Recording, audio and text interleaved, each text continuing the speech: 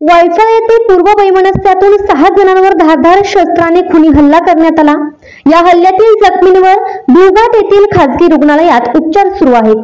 उपचारादरम्यान ओंकार उर्फ रोहित संजय फाळके या युवकाचा मृत्यू झाला।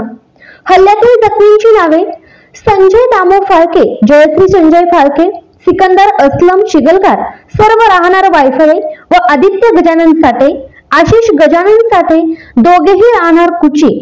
याबाबत माहिती अशी, वायफळ कुटुंबियांमध्ये अनेक वर्षापासून वाद सुरू आहेत व दोन्ही कुटुंबातील एकमेकांवर यापूर्वीही धारदार शस्त्राने हल्ले झाले आहेत। या प्रकरणी दोन्ही बाजूंकडून पोलीस ठाण्यात गुन्हे दाखल झाले होते। हा वाद मिटवण्याचाही बऱ्याच वेळा प्रयत्न झाला, मात्र तो अयशस्वी ठरला। 6 वाजण्याच्या दरम्यान 10 ते 12 जणांचे टोळके दुचाकीवरून वायफळ येथील बस स्थानक चौकात आले। त्या ठिकाणी उभा असलेल्या ओंकार उर्फ रोहित संजय फाळके यांच्यावर या टोळक्यांनी हल्ला चढवला। त्यांच्यासोबतच आदित्य व आशिष साठे या दोघांवरही धारदार शस्त्राने हल्ला करण्यात आला।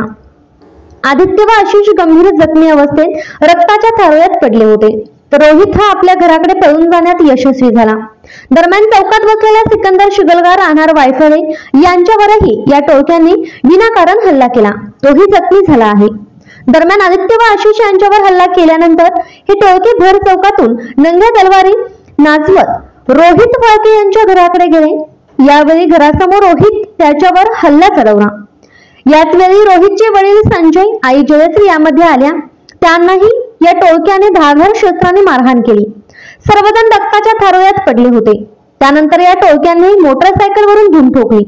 या घटनेची माहिती मिळताच पोलीस उपाधीक्षक सचिन धोरबोले, पोलीस निरीक्षक सोमनाथ वाघ व पोलिसांनी वायफळ येथे धाव घेतली। चौकातील सीसीटीव्ही मध्ये हा हल्ला कैद झाला आहे। सीसीटीव्ही मधील फुटेजवरून हल्लेखोरांचा शोध सुरू आहे। हल्ल्यातील सर्व जखमींना भिवघाट येथील हॉस्पिटलमध्ये उपचारासाठी दाखल करण्यात आले। उपचारादरम्यान ओंकार उर्फ रोहित संजय फाळके याचा मृत्यू झाला, तर अन्य जखमींवर उपचार सुरू आहेत। जखमींपैकी जयश्री फाळके यांना मिरज येथील शासकीय रुग्णालयात हलवण्यात आले आहे। या प्रकरणी रात्री उशिरापर्यंत या प्रकरणी फिर्याद घेण्याचे काम सुरू होते, तर हल्लेखोरांच्या शोधासाठी पोलिसांची पथके ठिकठिकाणी रवाना झाली आहेत।